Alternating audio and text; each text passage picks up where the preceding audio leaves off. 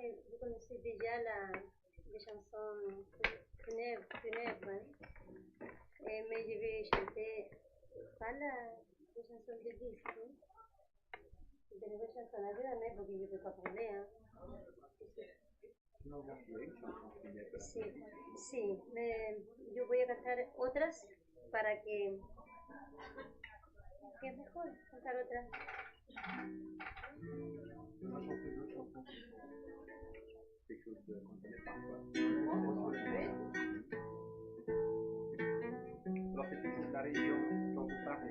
La troisième partie de la cérémonie funèbre de petit enfant.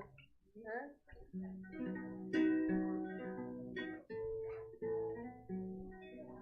Un día Casuero estaba tomando cierto recreo, vio llegar a Mardoqueo a quien el rey apreciaba.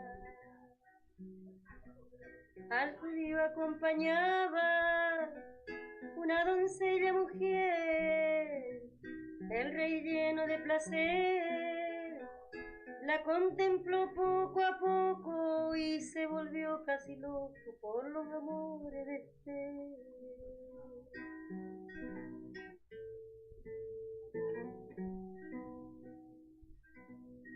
El monarca enamorado la bella galantizó y el reinado le ofreció pa' colocarla a su lado.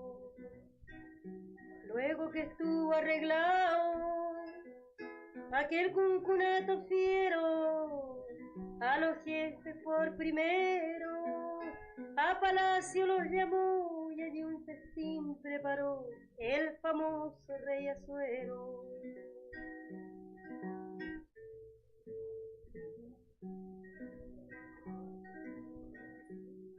Al ver la monarca hermosa, Basti del reino salió y sollozando dejó el palacio la celosa.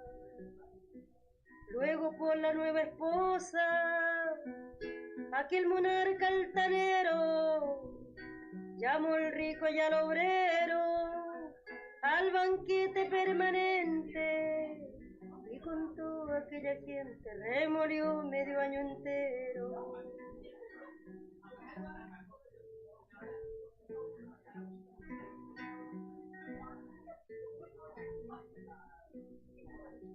Justo 180 días en palacio se bailó, se cantó y se remolió con todas las melodías. En muy dulce armonía, la música por doquier derramaban el placer sobre el pueblo que danzaba. Y Asuero se emborrachaba celebrando esa mujer.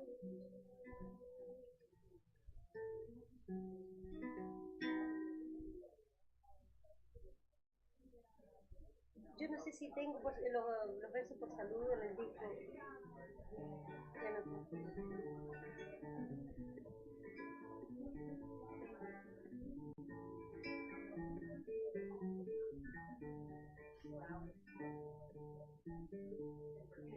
Saludo primeramente.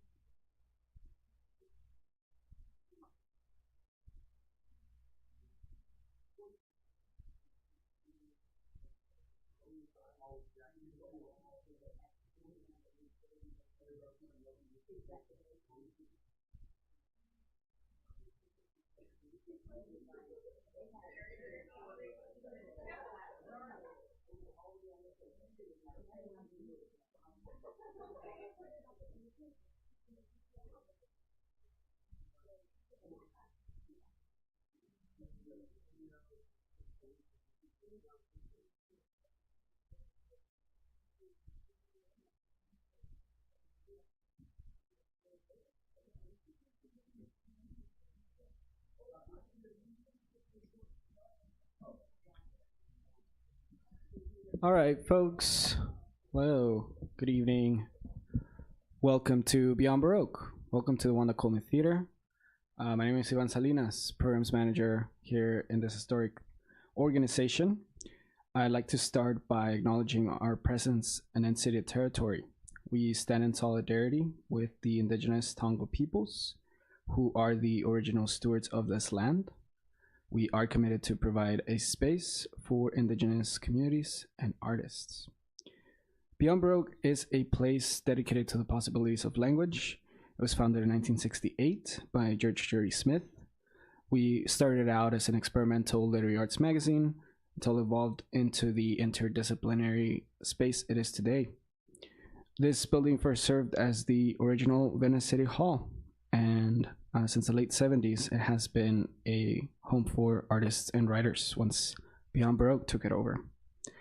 We continue to offer a free Monday night fiction workshop with Raquel Baker and our historic Wednesday night poetry workshop led by Martin Yago. Both workshops happen every week online on Zoom, and participants are invited to bring a piece to the group and have it workshopped with a group of participants. It's completely free, and you can sign up on our website at beyondbaroque.org. There, you can also find our upcoming events. You can sign up to our newsletter. You can also do so on your way out of tonight's event. But we are celebrating National Poetry Month, and that means we have a set of new and exciting events coming up. This Saturday, we are hosting the inauguration of our newest Linda J. Albertano Poetry Fellows. That is Amy Rash and Shelby Pinkham. They will be performing alongside our previous fellow, Nikki Ochoa. And the fellowship supports women and non-binary poets and invites them to work in the experimental spirit of Linda J. Albertano, as well as facilitate our Wednesday night poetry workshop and culminate in a thematic and experimental performance or program that the fellow creates. We also have a new gallery exhibition. You all are the first to see it. That is the poem My Trembling Candle. It's a series of visual poems, original collage work by artist Judy Kleinberg. And she will be here also on Saturday for the official opening reception. That's this April 11th at 3 p.m. So we have these postcards. You can mail them to your friends, to your all over the world. But you can find out more information about it on the website. And if you want to meet the artist, she'll be here this Saturday. And if you stick around long enough for that, we also will be having an open mic, and that is inviting an open invitation to all poets who may be in the audience.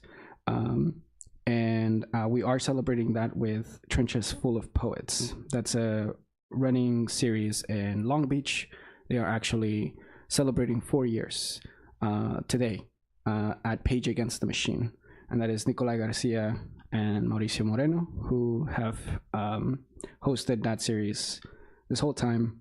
And we're happy to be celebrating their birthday with us this Saturday. So lastly, just to culminate the month, we are hosting the 5th Poetry Film Festival, which features 64 poem-based films from around the world. And we also have a postcard on that on your way out that you can pick up, help us share, spread the word. But this year specifically, it's very special as we have been doing this for 5 years with director Lynn Hawley. And we are inviting a panel of filmmakers and poets to kind of say more about their process of turning their poems and for them to be adapted into the big screen. So that will happen on Friday, April 24th, and on April 25th, we will premiere this year's official selection, and it will be a very long set of screenings from 11 a.m. all the way to 6 p.m. I know this is a lot of info, so if anything caught your ear, please talk to me or any staff member after the event. But we are a 58-year-old organization, and we're proud to be here. We stand strong in spite of all the challenges we've had. So if you are committed to supporting spaces and helping us thrive, helping support the artists that we bring to the space, you can become a member, and they'll start at $75. Or there are discounts for students as well as seniors, and you can even make a bigger pledge than that. So just want to thank you all, and if you are a member, special thank you. And a very huge shout out to our team. That is Eric Alberg in the booth, Jimmy Vega, Genesis Perez in the bookstore, and all the rest of our team members. Big round of applause for all of them, and for you all as well. Thank you. And tonight we are featuring Tim Seibles alongside Suzanne Lummis.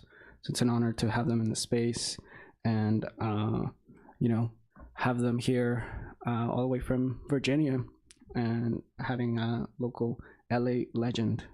So we'll start with Suzanne Lummis, and I think after that she could help us introduce the next poet. But just so that you know a little bit about Suzanne, her 4th collection is Crime Wave, out now by Giant Claw. It's available in the bookstore, and it is included in Literary Hub's end of the year 100 notable small press books, where reviewer Angela Chadas Vincent called it savvy, robust, and relentless. She edited Poetry Goes to the Movies, Pacific Coast Poetry Series, Beyond Baroque Books Original. That's also available in the bookstore, and it gathers important poets from Los Angeles and across the nation. And both books were included in Mike Sonskin's 25 Best LA-Centric Books of 2025. Her poems have appeared in noted literary journals and in The New Yorker. Round of applause to Suzanne Lummis. Thank you all. Thank you, Yvonne, and let me shake your hand. I like the old-fashioned American handshake where you get to grab somebody and shake their hand. All right.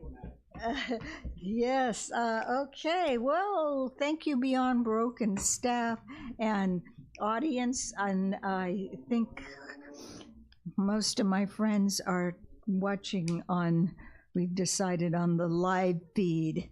And so I'm going to say, no, I'm going to go home and tell them, no, don't watch on the live feed. You have to come here and sit in a chair like you people are doing. Thank you. You actually came here to, it's not the same unless you're there in person. So thank you, everybody, for coming. And Tim, Where's Tim? Where is he? There. You're over there. You're over on my side vision over there. Oh, this is great fun, Tim. We've wanted to read together for so long, and Beyond Baroque, only Beyond Baroque could make it happen. All right. So this book, it is Truth in Advertising. It really does have crimes in it. And either some of them are only misdemeanors, they're not all felonies. Some of them are just sort of marginally crimes. They're just sneaky business, a little bit of underhanded business. And I'm going to try to represent different crimes and also different ways of approaching the noir style. On this first one, I consider to be stylized, not realistic, not quite real life. And it came about because I watched too many true crime shows, and I watched too many real life interviews of criminals being interrogated in the interrogation room when I really should be writing poetry instead. And so I came to me the idea of a voice that I sort of like a voice that I heard of a woman who was had gone in to confess. But when she starts talking, she does everything but confess, ever changes the subject. And at the time, I was also reading some books about grammar, some of the finer points, some of the more esoteric points of grammar. And so that gets mingled into this poem called Noir Confession with Evasions. The story I'm about to tell, well, it's not true. And that's a straight up truth, except for the parts that are. Okay, so I lied. This friend, she needed a hard pack of L&Ms, a gun that wouldn't jam, and a man that's, a strong jaw, broad shoulders, with brains as tough as he looked, but in the right way, and funny. Why not? She could use a good laugh. Okay, so now we're in real time, present tense, the now of it ain't over yet. He feels her gaze on him the way neon light looks at a shiny car, the way a dislodged gem stares at the hard moon. He doesn't want to get involved. He just wants. The crime is as good as committed. And now for the pluperfect past, so needy and imperfect. She had needed to bankroll her life, a life that had not been going to be cheap. It was all about something, but this something kept slipping away like a dream. The way those small atoms, the dreams, break apart and re-enter the atomic age. She needed to finance these words, and like the mugs say, words like hers don't come cheap.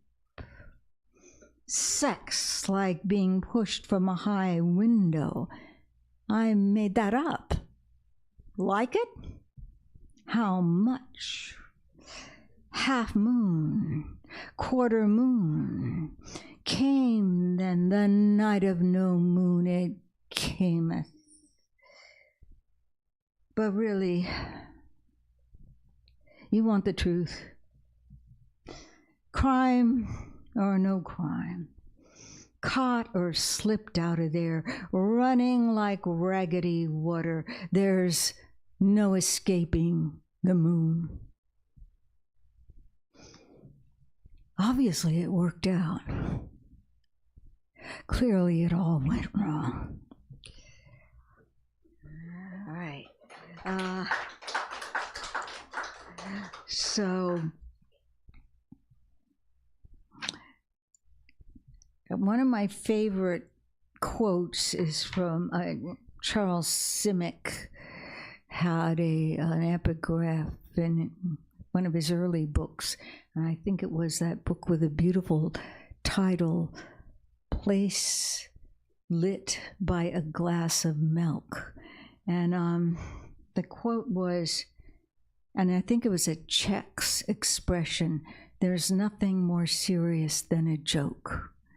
Sometimes that's true, not always, but sometimes you can be humorous and serious and get both of those things in there. This is called Wonder. It's a persona poem, meaning I'm not really Wonder Woman. I'm just using her voice. Wonder Woman, Private Eye. Beautiful as Aphrodite, wise as Athena, strong as Hercules, swift as etc., etc. Okay, swift as Hermes, in case you've forgotten. Little winged lad, pretty boy, transmitting his messages door to door, dispensing his favors. I'm done with all that, with the myth racket. Even the land of the Amazons tribal thing for me, like the kids say, it is so over. Now I walk alone. I go 1 foot softly over the other, flightless, low as the humans, and moving as they do over asphalt. It happened like this. One day, as I flickered through air in my tall, shapely boots and whatever strapless swimwear DC had me sporting that year, I caught a touch of ennui, disgust, actually, and self-disgust. I wanted the truth. I wanted the many-headed, terrifying forms of it that made my twinkling lasso of truth look like Tinker Bell's dainty little wand. Then came the call of the wild. Dark, the pull of it, deep and knowing. I was sick of cartoons. You ask. The boys ask, always, they want to know. So what am I wearing? Not a trench coat, cliche, a jacket, leather, color of tarnished silver, black zippered pockets, slim jeans like a normal woman. And yes, I'm licensed to carry heat. Now get your mind off my body and onto that one over there, dry from sunlight, jammed under a dumpster off Alameda, south of the old train yard. Seems most of his blood escaped through the same hole. Sure, I'll call 911, speed dial, the LAPD, but I'll be working my own angle. Who is the real culprit? The jackass who pulled the trigger? Or the deadbeat no-show dad? Or the dull, ignorant mother? The neighborhood that gave up the city, that turned its back, world that was busy elsewhere, space in its icy beauty, rushing toward no place, discharged from nothing? Who, where, what is the real villain? The arch villain? I wonder. I'm going to do one. I'm going to do one for the man in the White House. Which way is DC? That away, that way. Okay, this will be from Tweets from Hell. Usually I do the first one. Some people know Tweets from Hell. I have a little pamphlet out there where I put them all together. I got a endowment for the city, from the city, which really helped pay my rent for a few months. And in the proposal, I didn't say what I was going to do. I said what I was not going to do. I said, I'm going to experiment with finding a way to write poetry of political meaning and content that is not self-righteous, hectoring, lecturing, obvious, doctrinaire, preachy. But I didn't tell them what it would be because I didn't know yet. And they gave me the grant. And I came up with a series of stanzas that I worked out in Twitter windows, which are in the voice of somebody trapped in a supernatural realm. And he has several punishments, and one is that he cannot speak his own name. And when he does, it comes out garbled like bobble dump or something like that. And also because he never spoke poetry or supported poetry or had any poetry in him for his whole life, he now has to study to be a poet. And there's several other punishments that he has to suffer. So this is all like a found poem. This is actually so let's see if I have the page that I particularly want to be on. This is actually his real voice, and it is him. It is him. It is all taken from the news, except when it gets to the end, and then it becomes my poetry. I said, I know more about ISIS than the generals. Nobody knows more about trade than me. I know more about the other side. I know more about drones. I understand money better than anybody. I know more about the economy than the Federal Reserve. I know more ... about Senator Cory Booker than he knows about himself. Nobody in the history of this country has known as much about infrastructure as bobble dump. I know more about courts than anyone on earth. I know more about renewables than any human on earth. I know a lot about wind. My casinos, my golf courses, my fake gold-plated towers, gaudy and godless except for God, me, the bank accounts, the loans and the defaults, the deficits, the faking of prayers I did not know the words to, the wives and the other men's wives, the scams, the long con and ... the short con, the locked in a chest, in a vault, in a cave, tax returns never to be found, not even by Nancy Drew or Nancy Pelosi, my wall, my glorious wall, a thickness rising in my head going mad, going slowly mad, my tweets, my thousands of chirps, it adds up, ... to nothing. I know a lot about nothing. And is trying to do my part, I think I will read. I have never read my Detective Her poems. If anybody has that book, does anybody want to hear a couple of my Detective Her poems? Does anybody not want to hear? Does anybody want, no, not those? Okay, I've just never read them because there's 4 and I can't, we don't have time for 4, but I could read 2. And it came to me first, this character, and it came this time not as lines, but as a character who almost seemed like somebody who would be in an HBO series or something with really good writers, about a detective, a woman who has to hold her emotions inside because all the other detectives are very cool when they find the body and the blood, and she is both a blood expert and a footprint expert, but she's filled with turmoil and anguish and an overload of empathy, which she has to conceal. And of course, like all characters in dramatic TV series, she has a secret. And the first one that came to me in a sonnet, a rhyming sonnet.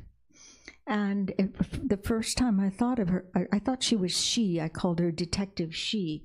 And then I thought, no, I think that's wrong. It sounds sort of like Shay. No, it sounds like sort of like Che Guevara or something. People might get it confused. So she is Detective H-U-R. Her and the Gathering Storm. Things blacker than bones are breaking out there. The horizon blade dry, trying to rain. Heat grinds against heat. No one hears but her, Detective Her, kneeling, studying a stain. The human stain, he called it, Philip Roth. She's a footprint ace. She knows shoes, their soles. They exit through the mouth, a little cough, she thinks. This body kept a journal, goals. She shouldn't think. Stick to smear and splatter. Make big change, she'd written, this dead girl, today. Out there, the mad grows slowly, deeply matter. If her could light up now, fix the cliche, if she could crush a butt, undie the dead, too bad her doesn't smoke, just in her head. And followed by Detective Her Dreams of Rain. It begins.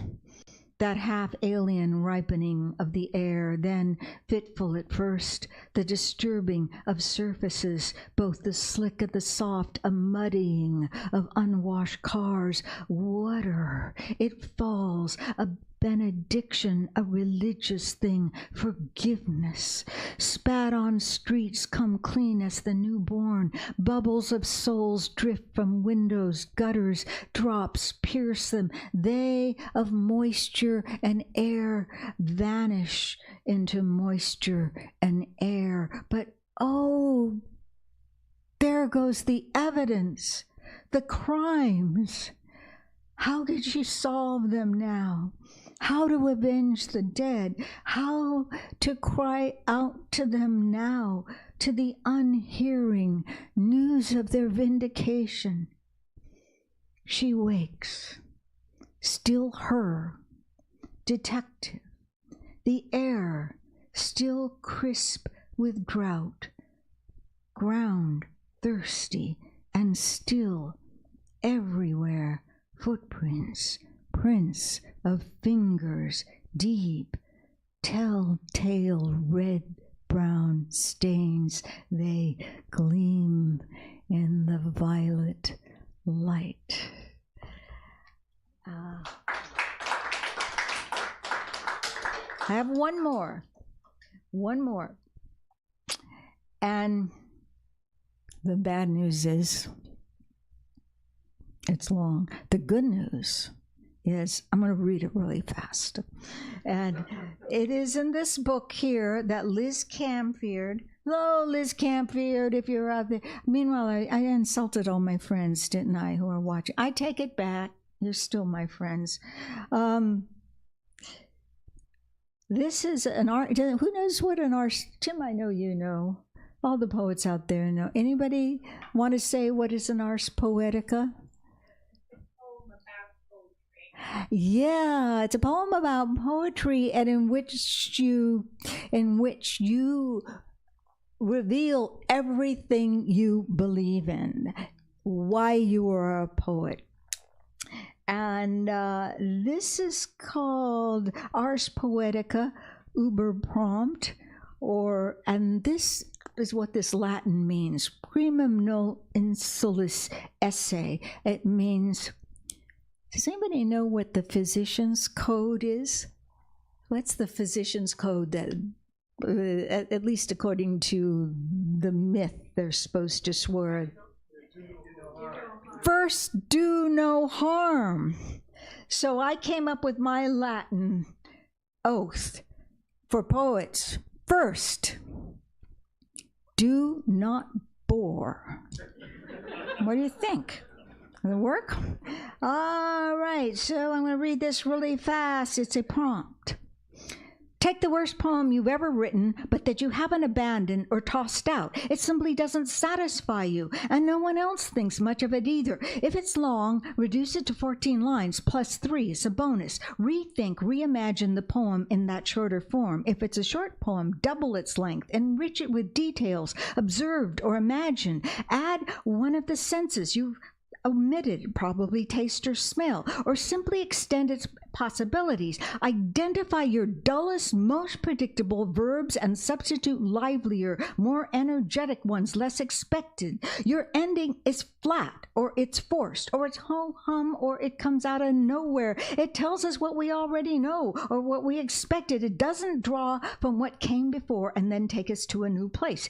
Deal with that, or deal with it later. Hold the end in suspension until you arrive at a new understanding. What are you trying to get inside of with this poem anyway? What are you trying to climb inside or swim down into? What do you want the reader to come away with? Don't think of yourself as you. Think of yourself as your reader. Why should you give a damn about this stuff anyway? You, the reader. What do you get from this? You, the reader. And while you're working on or musing on that, don't make any mistakes. Fix all mistakes. Vague or inconsistent point of view, monotonous repetition of words as opposed to deliberate strategic repetition that builds in power, because that's good. Tense disagreements, unless you're writing in a persona voice, a vernacular of a person, a people, a region, or unless your poem includes spoken dialogue, be grammatical. No grammatical mistakes. A poem is a kind of performance. No one tries for a 10 and fails, usually. One tries for a Tony, an Emmy, and then some other guy gets it. Some upstart. What? What's with that? But one tries. No actor walks out onto the stage, drops sections of dialogue, misses cues, fails to find the lighting, and so is lost in the shadows and passes it off as artistic freedom. At least no one gets away with that for long. Know your craft. Don't bore your audience or your reader. Poet primum noli insulis esse. First, do not bore. Stop being so constrained, so restricted. Let go. Let language pour into itself. Let a few lines swing in on a jungle vine. Go wild. Go mad a bit. Mad as in crazy. Or alternatively, get mad. Get angry. Stop being so cautious, so damn polite. Unless your poem is already an angry rant, is it? Then stop being so damn self-righteous. It's boring. Write an accompanying poem about saving the person you most hate because they're drowning. And there's no one but you standing on the edge of the rapids holding a rope. Saving or not saving? You got that? Now, return to your poem. It's not murky, is it? Murky is bad. Be lucid.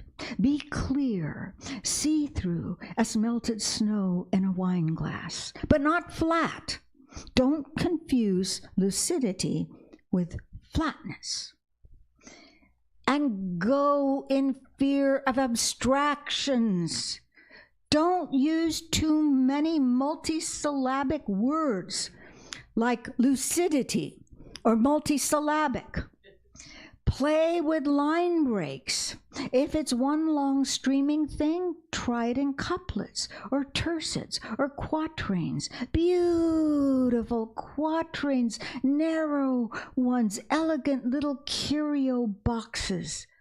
If the poem's locked into stanzas, why? What do they do for you, these arbitrary stanzas, chunky things like boxcars on a train your car stopped in front of? Free it. No stanza breaks anywhere. The reader in free fall, you in free fall. Send your subconscious a message before you go to sleep. Help, help, help my poem. Write as soon as you wake up. Whatever lines come to you. If necessary, repeat the following night. Then put your worst poem out of your mind entirely. Read and read all kinds of good poems, fabulous poems, particularly Los Angeles poets, plus Cesar Vallejo, Robert Hayden, Neruda, obviously, and Thomas McGrath, who stood up to the House Un-American Activities Committee in the 50s and was fired for it, a bit of non-trivial trivia there, and Tim Seibles, and Lummis. Sure, I mean, read Lummis. Now return to your poem. Mess around with it. You see, it's no longer your worst poem. Okay.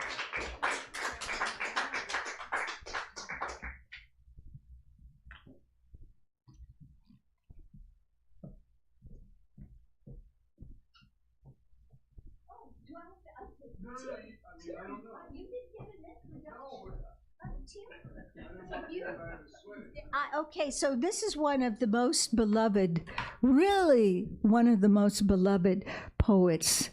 I think in America there are poets who have their different strengths, but Tim is both beloved, a serious poet, a humorous poet, a poet that has wit, an edge, a melancholy, a sorrow, and a lust for life, all of those things together. And that's only the half of what is in his poetry. I, in fact, never met anybody who didn't like Tim Seibles' poetry. All of the people, and a lot of people in LA know his work and will now wake up tomorrow going, oh my God, what did I do? I should have been there. This was my great chance. Tim, can you shout out some of your, he has all, and the other thing is he's very consistent in that all, I was telling you, there's only a few people I can say this to. All of his poems are good. And, you know, there are poets who, we all know of poets who have some stunning poems, and for every stunning poem, they have 10 that are kind of Or am I the only person who knows poets like that? I have known, I'm just going to say, I've known poets that will have occasionally a real jewel of a poem, a brilliant one, and then some others that weren't so exciting. And somehow all of Tim's poems are rewarding, and one that I especially love that I'd recommend it to you, it's in a little chapbook, that one that begins "Look Outside," that one that, oh gosh, every time I read it, I think it just becomes more and more of the moment, or as they say in France, au courant, or they're alleged to say that. I don't know if they really say that. Of the moment, of the tension, the sense of paranoia, maybe justified paranoia.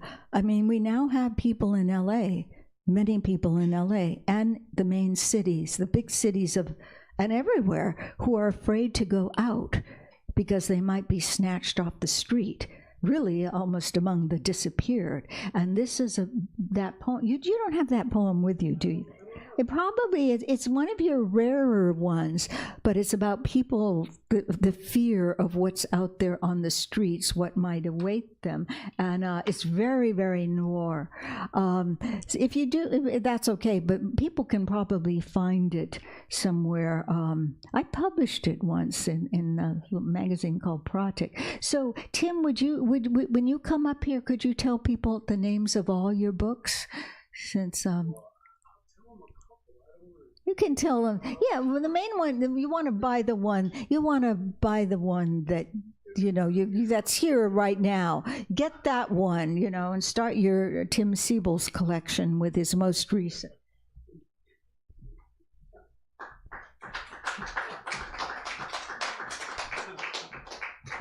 Yeah, no, there are only two books here. It's a Voodoo Libretto, which is a new and selected, which covers, about the first 40 years of me, my poetry life, and then this book that just came out a few weeks ago.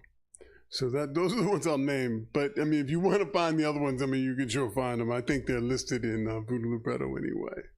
But it's such a pleasure to read with you, Suzanne, and so good to see you out there, Vanine. And Angela, I just met, and I don't know your name, sis, but, I'm glad to see you too. And everybody else, and we are among the select. This is a small crowd, but the select, the best of the best, right? So what I'll do is I'll read from the new book, and maybe I'll mix in some of the poems that are from the older book.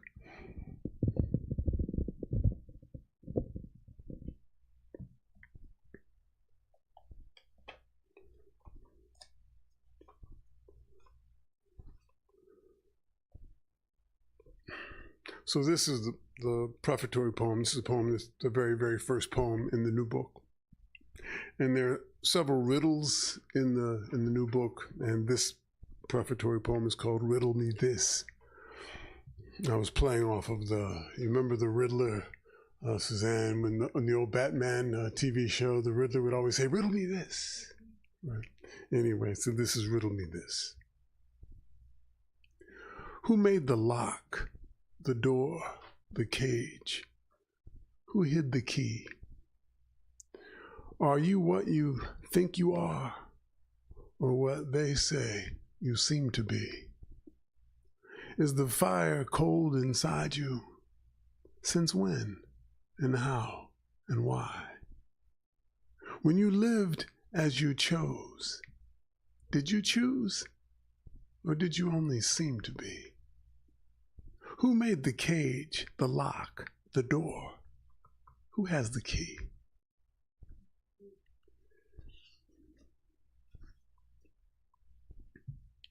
And I did a series of poems in which the poem is a character in the poem, and I'll just read it. It'll make more sense when I read it. I make reference to Funkadelic in this poem. Something most of you know who Parliament Funkadelic are. If you don't, by all means check them out. You can YouTube Parliament. I refer to Denzel in this too, and I think most of you would know Denzel as Denzel Washington. Other than that, I think the poem will make sense. The title goes directly into the poem.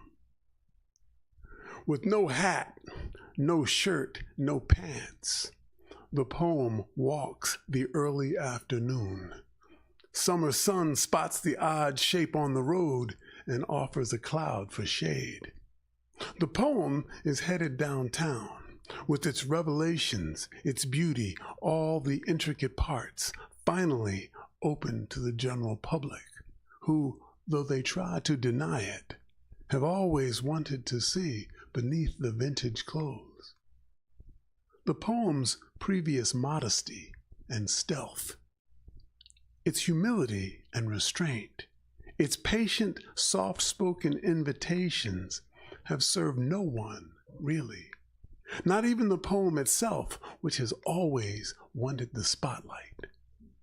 The red carpet, the sequined gown, the top hat, velvet lapels, ruby slippers, all its big front teeth inlaid with gold. The first people the poem passes look. Look away. Look again. Their hope swelling like a fresh bump on the head.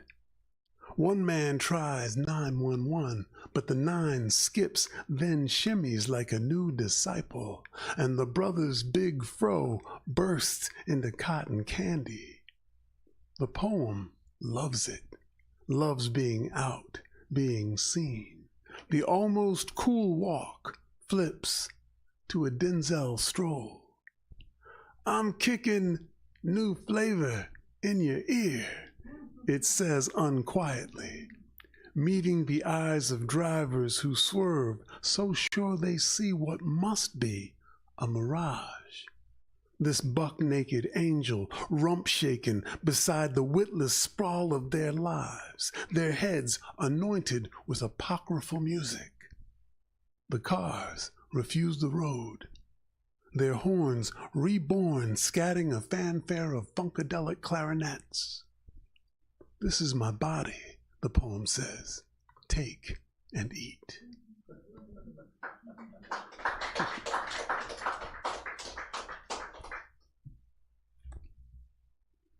This is the Little Star Blues Villanelle.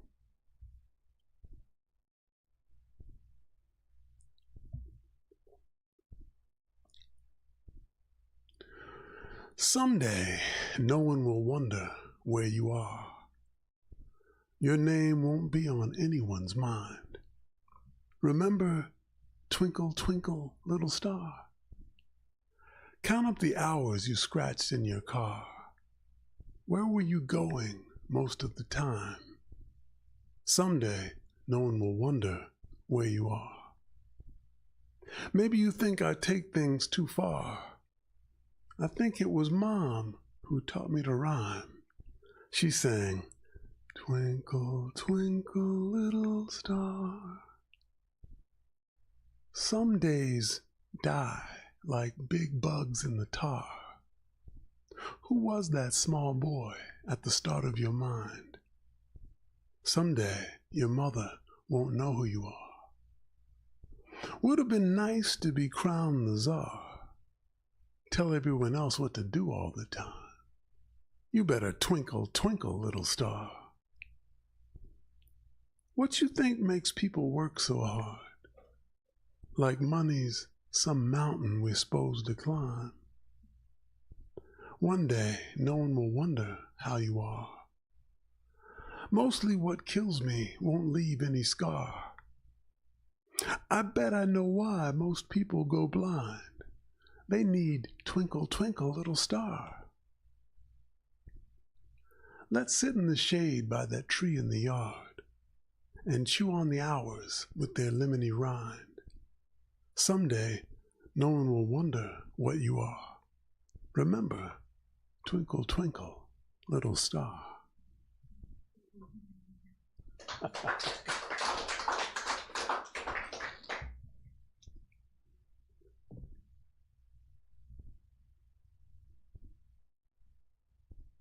This is a poem. I'll read this poem. Why not? I don't read it very often. I'll read it for y'all. It's a poem. It's called Ants. I don't think I need to say anything else about it. Oh, I should say this. When I was growing up in Philly, I grew up in the era of corner gangs, turf gangs. And there was one gang called the Clang. And I pronounce that because some people hear the Klan, and that's not what I'm talking about. They were called the Clang. And in my area, I lived in Dogtown. We were bordered by Brickyard, Somersville, Haines Street, and the Clang. A little farther away, though, was the coolest gang name, the Zulu Nation. And I always thought that was a cool name, but we really didn't interact with them. Ants. Midsummer, you'll see one far from the yard, maybe in a bookstore, third floor of the mall, or somehow whipping across town with you in the car. There it is, stepping along the dusty dashboard, antenna askew, 6 tiny feet marking a straight line, pausing once, twice, as if trying to remember a missed turn, but without panic, though it's probably hungry and a little pissed, desperate for the lean chemical trail of its colony kin, who by now are 1,000,000 ant miles away, just beginning to notice that you know who hasn't been seen for a while. Maybe their feelers twitch with grief or a little envy. Saw one today on the basketball court and wished I could believe what that ant believed, with those fancy sneaks flashing all around. Years ago in Philadelphia, Sharpnack Street, row houses block after block, dark, paint peeling on the porches, one faded address after another. I was looking for Donna's. She had the biggest afro in the city and a smile like a lead singer taking the mic. Donna Keene, the girl I called a tackhead back in 7th grade because no one had told me what puberty could do. I must have had the street wrong and soon found myself deep in the turf held by the clang. Tough guys, mostly my age, and always ready to move on a stranger. And I knew those dudes didn't know me. But I just kept on while the dark flickered with the street lights starting to buzz and the city like a black leather jacket. I was 16, out of the house, with nobody bossing me around, lost in a night that never seemed to notice. It was like that today, me wandering a neighborhood that should have been familiar, looking for someone I like. But really, nothing is familiar. Not these pocked streets and half-trimmed hedges. Not my own busy head stocking up on fear. Not even my country, though I was born here almost 70 years ago. But what can you do? What can anybody actually do but keep on walking?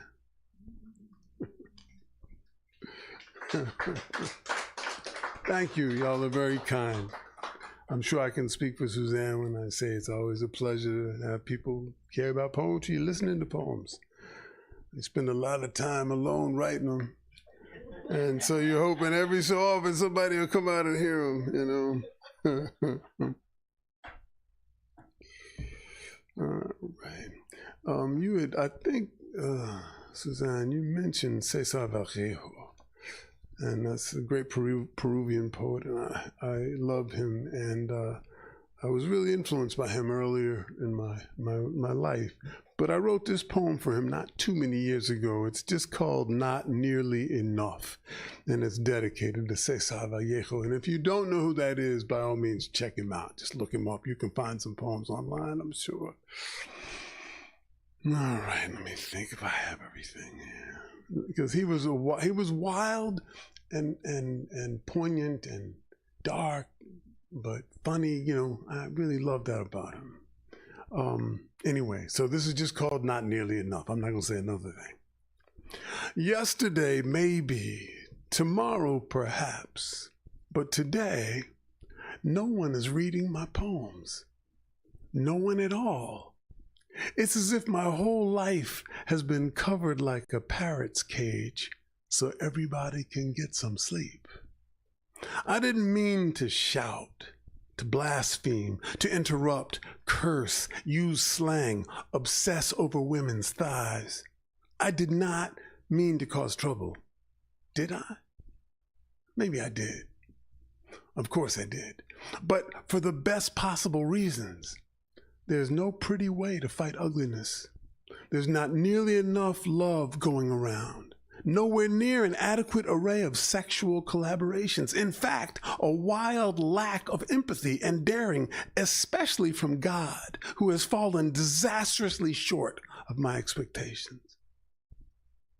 Where is the man who sees war on TV and runs screaming naked down the street with the head of his Johnson flapping back and forth, thigh to thigh, like a flag in a jockless wind?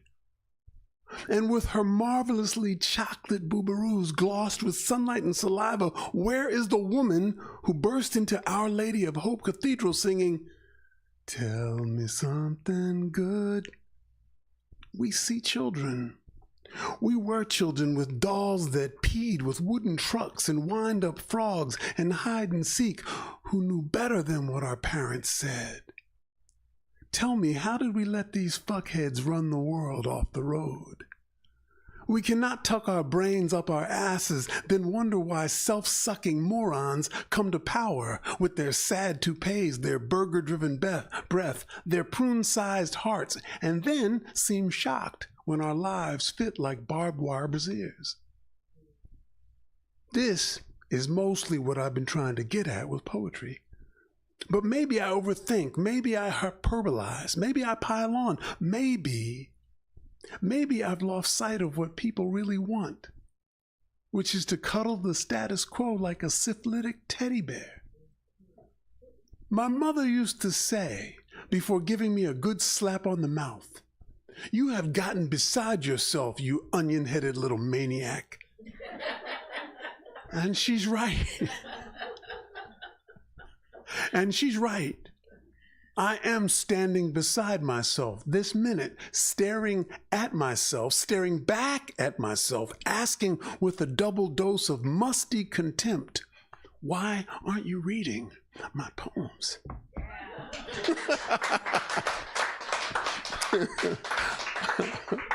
I don't know if that's a worthy tribute to Vallejo, but I love that dude, and he did some really wild stuff.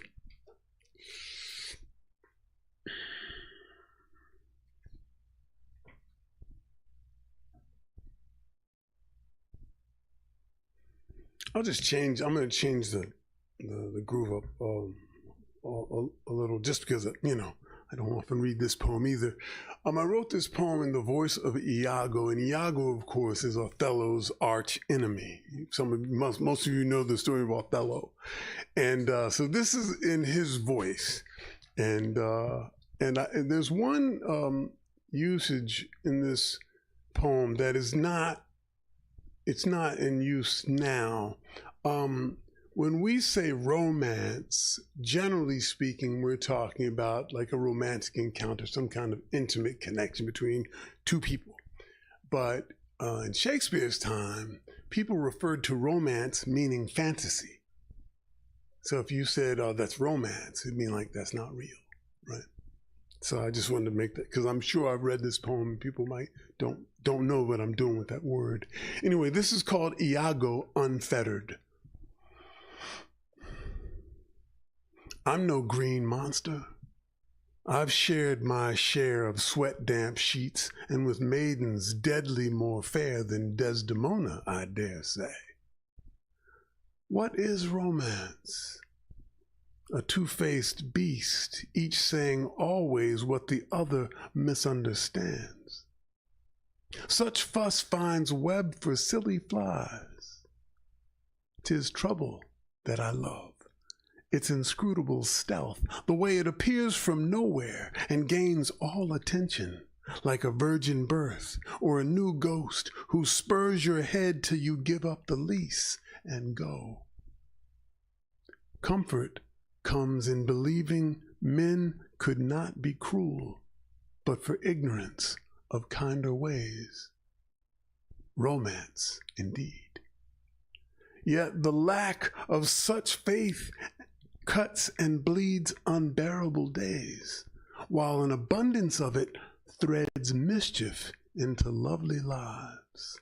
Lo, I did not do what I did for meanness' sake. Othello, don't claw your face. Regret is a legless steed. I confess, I found you marvelous. A heart more stout than most, with a head to match. But such a riddle. Then what mortal fun to build a weather brash, black enough to blow you down, and snuff love's lamp in the same now. To see it done, and live to hear that sharp, consumptive cry. Oh, more than this, I could not hope to ask.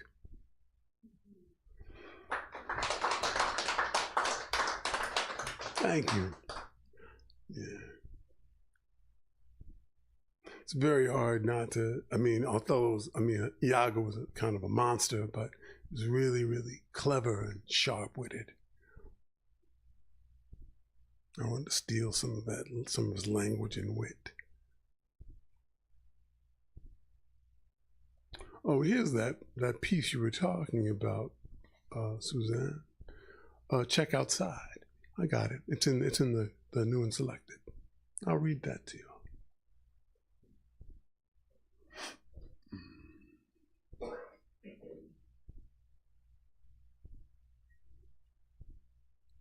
Check outside. They believe that if they remain frightened enough for long enough, things won't happen. You know, things. Listen to a city late at night. The deadbolts clapped into place. TVs spitting on the floor. Upstairs, mothers stammering Jesus into their clasped hands. But things will happen. Even here, with everybody here, people are going to do some more things.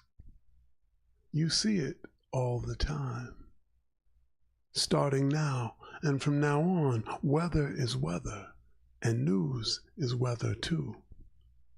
Who do you think is behind those uniforms? Your plans, your ideas about tomorrow.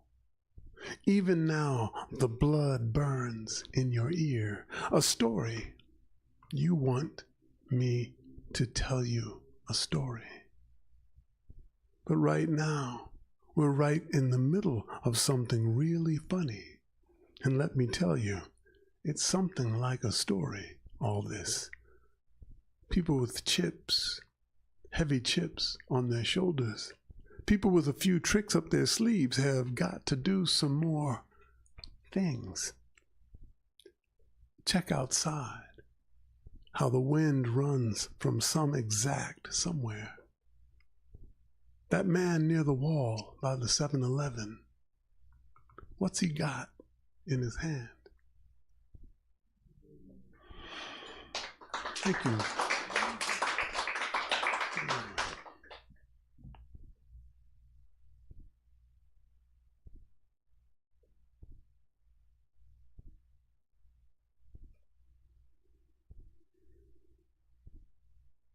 This is I'll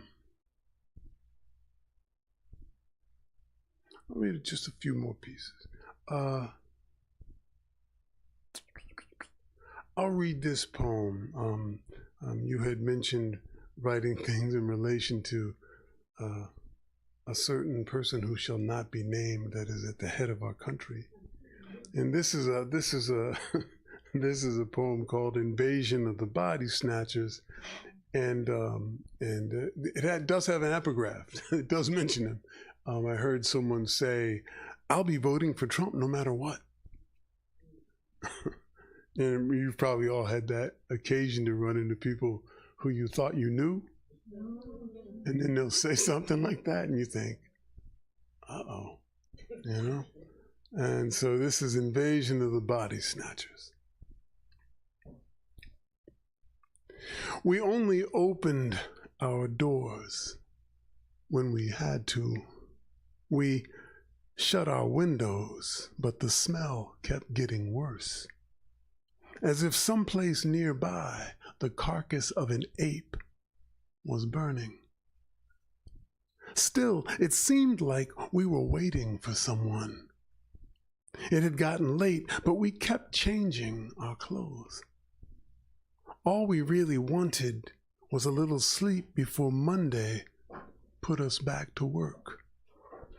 But we had been asleep while the new neighbors were moving in, and when we finally did fall awake, we saw them, somehow looking exactly like us, waving from our windows, wearing everything in our closets, honking by in our cars, while we stood in the street, touching our faces.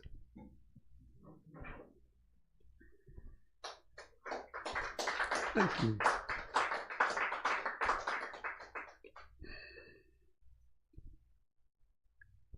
And this is another one of the riddle poems.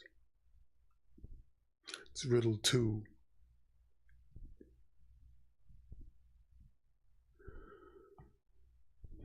It was already evening, after 6, August. The sun, bright as anger, drove me to look for shade. And there was a mountain not too far away. It would be cooler there with so many trees and the sleepy animals settling in the shadows. Someone said there was a clear pond partway up, where you could splash your face and suddenly see why things are the way they are. So I walked and I wondered what such knowing might do. Would I stop being afraid of what could happen and what might happen after that? Would I stop asking questions about systems, gnashing my teeth on the ideas that have built this world, this kind of world?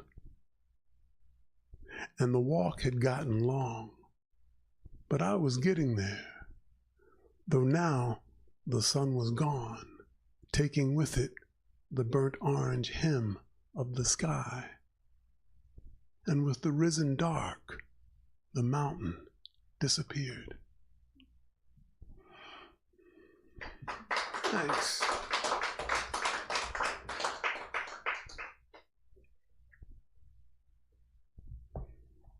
I'll go back to one of the older poems.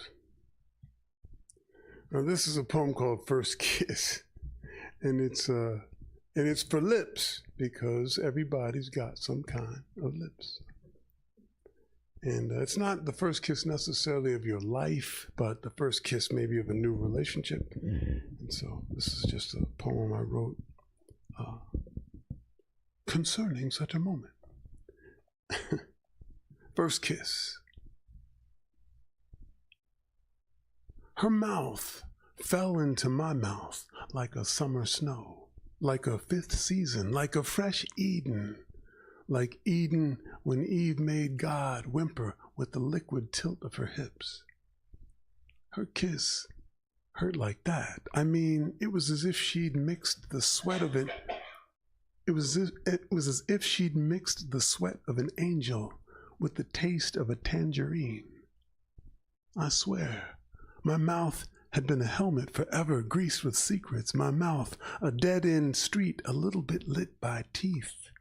My heart, a clam slammed shut at the bottom of a dark. But her mouth pulled up like a baby blue Cadillac, packed with canaries, driven by a toucan. I swear, those lips said bright wings when we kissed, wild and precise, as if she were teaching a seahorse to speak. Her mouth, so careful, chumming the first vowel from my throat until my brain was a piano banged loud, hammered like that. It was like, I swear, her tongue was Saturn's 7th moon, hot like that, hot and cold and circling, turning me into a glad planet. Sun on one side, night pouring her slow hand over the other, one fire flying the kite of another. Her kiss, I swear, if the great mother rushed open the moon like a gift, and you were there to feel your shadow finally unhooked from your wrist. That'd be it, but even sweeter, like a riot of peg-leg priests on pogo sticks. Up and up, this way and higher, not falling, but on and on, like that, badly behaved, but holy, I swear, that kiss. Both lips utterly committed to the world, like a Peace Corps, like a free store, forever and always, a new city, no locks, no walls, just doors. Like that, I swear, like that. Thank you.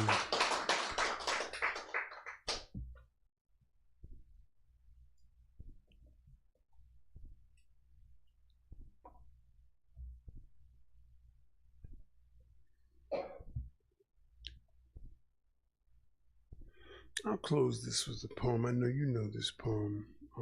That anthology that Suzanne mentioned, Poetry Goes to the Movies, I really, really recommend it. Not just because I'm lucky enough to be in there, but I think it has some really wild and interesting poems, takes on different movies that many of us know. We know the movies, but you get to see them through the lens of a different, mind. And I think it'd be really hip. I mean, I used that book to teach a workshop in last fall.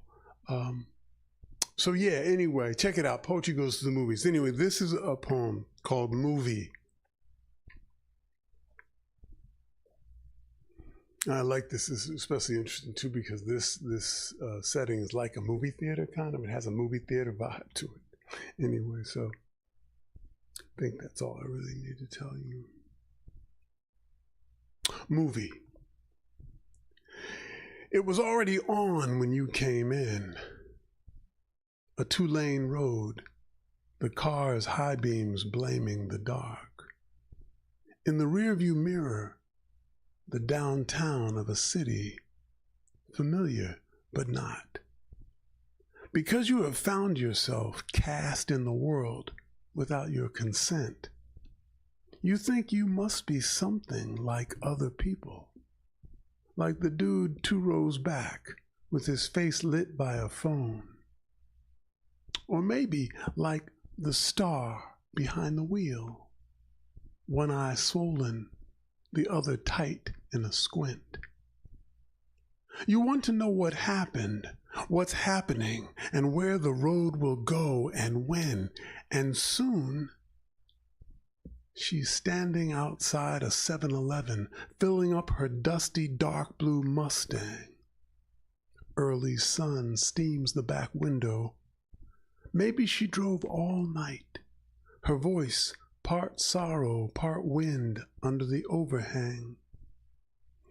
Why didn't I see it before? She asks aloud for everyone, flexing the engine, ready to go.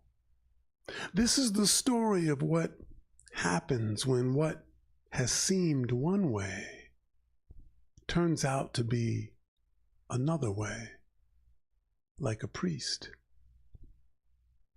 Even when the day is sprung and you wake up trapped in everything, you want this face on screen, cool, without a flinch. Even the way she steers is a declaration.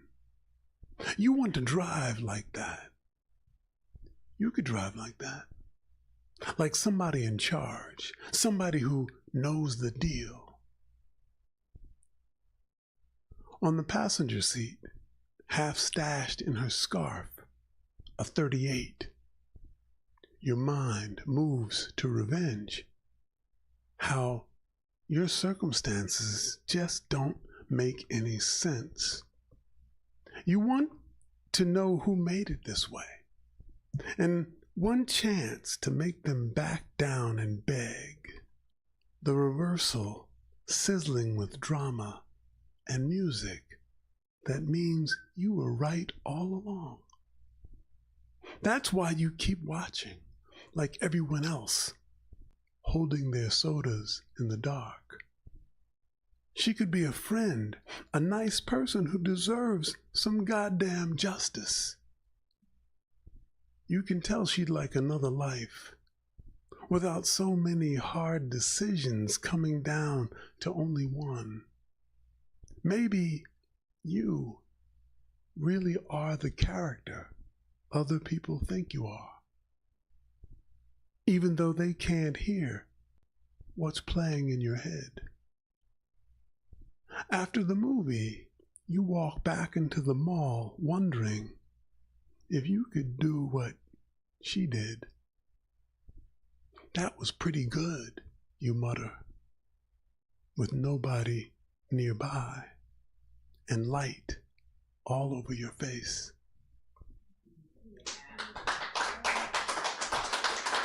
Thank you very, very much. A real pleasure that you would spend some time with us. So I shall leave you all in peace, and we shall run out into the... wine, whatever you like.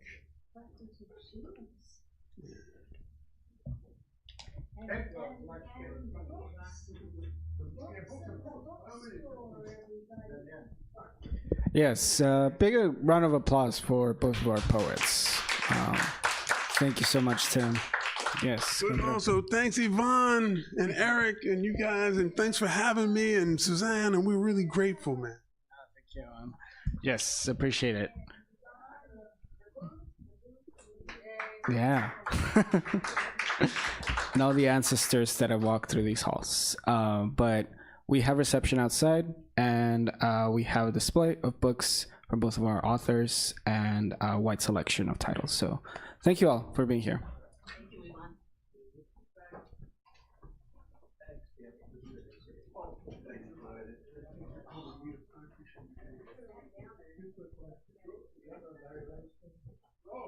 Absolutely.